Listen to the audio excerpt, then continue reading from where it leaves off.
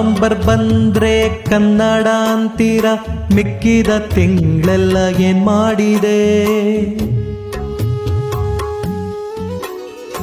ಒಂದಿಷ್ಟು ಜನ ಕೂಡಿ ಬಾವುಟ ಹಾರಿಸ್ಬಿಟ್ಟು ಕನ್ನಡ ರಾಜ್ಯೋತ್ಸವ ಮುಗಿದೋಗಿದೆ.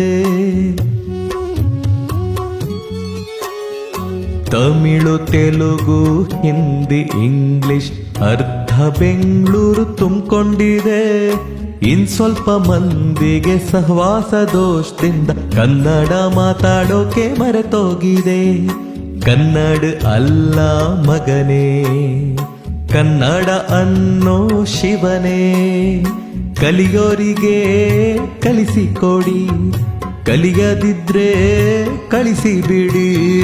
ನವೆಂಬರ್ ಬಂದ್ರೆ ಕನ್ನಡ ಅಂತೀರ, ಮಿಕ್ಕಿದ ತಿಂಗಳೆಲ್ಲ ಏನ್ ಮಾಡಿದೆ? ಒಂದಿಷ್ಟು ಜನ ಕೂಡಿ ಬಾವುಟ ಹಾರಿಸ್ಬಿಟ್ಟು ಕನ್ನಡ ರಾಜ್ಯೋತ್ಸವ ಮುಗಿದೋಗಿದೆ.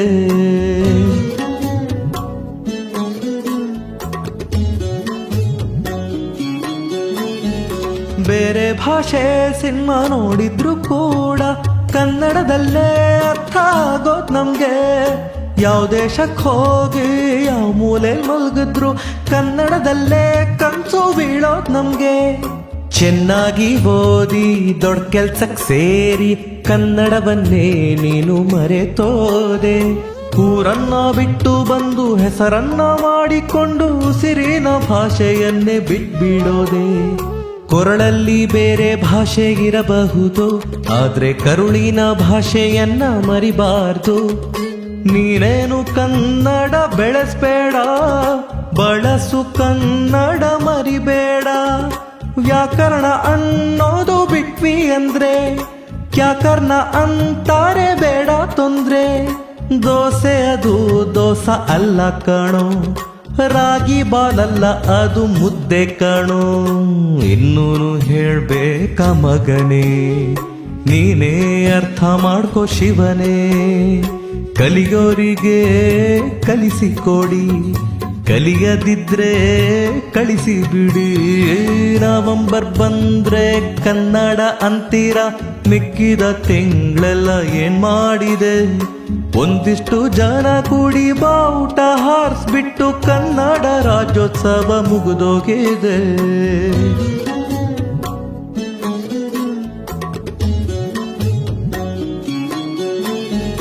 ನಿಮ್ಮಂಗಡಿ ಹೆಸರನ್ನ ಕನ್ನಡದಲ್ಲಿ ಹಾಕೋಕೆ ಹೋರಾಟಗಾರರು ಬರ್ಲೇಬೇಕೆ? ಮಕ್ಕಳನ್ನ ಶಾಲೆಗೆ ಸೇರಿಸುವಾಗ ಅಪ್ಪ ಅಮ್ಮಂಗೆ ಇಂಗ್ಲಿಷ್ ಬರ್ಲೇಬೇಕೆ? ನಮ್ಮೂರ ಹುಡುಗರು ಆಟೋ ಕ್ಯಾಬ್ ಓಡ್ಸೋರು, ಅವ್ರು ಮಾತ್ರ ಕನ್ನಡ ಮಾತಾಡ್ಬೇಕೆ? ಹಿಂಗೆ ಮುಂದುವರಿದರೆ ಒಂದಾನೊಂದ್ ಕಾಲದಲ್ಲಿ ಕನ್ನಡಿಗರು ಇದ್ರು ಅಂತಾರ್ ಜೋಕೆ. ಕನ್ನಡ ಬಳಸೋಕೆ ಕೇಳ್ಕೊಳ್ಬೇಕಾ? ನಿನ್ನ ಜವಾಬ್ದಾರಿ ನಿಂಗೆ ಹೇಳ್ಕೊಡ್ಬೇಕಾ? ಮತ್ತೆ ನವೆಂಬರು ಬರ್ಬೇಕಾ? ಅಲ್ಲಿ ತನಕ ಕನ್ನಡ ಕಾಯ್ಬೇಕಾ? ಒಂದಿನ ರಾಜಕ್ ಮಾತ್ರ ಕನ್ನಡ ಬೇಕಾ? ಕನ್ನಡ ಮರ್ತವ್ರಿಲ್ಲಿ ಬದುಕಬೇಕಾ? ಮೊದಲು ನಾವು ಸರಿ ಹೋಗ್ಬೇಕಿದೆ, ಆಮೇಲೆ ಬೇರೆಯವ್ರಿಗೆ ಹೇಳ್ಬೇಕಿದೆ. ಹೇಳೋದು ಹೇಳಾಯ್ತು ಮಗನೇ, ಮಿಕ್ಕಿದ್ದು ನಿಂಗ್ ಬಿಟ್ಟಿದ್ ಶಿವನೇ. ಕಲಿಯೋರಿಗೆ ಕಲಿಸಿಕೊಡಿ, ಕಲಿಯದಿದ್ರೆ ಕಳಿಸಿ ಬಿಡಿ. ಕಲಿಯೋರಿಗೆ ಕಲಿಸಿಕೊಡಿ, ಕಲಿಯದಿದ್ರೆ ಕಳಿಸಿ ಬಿಡಿ.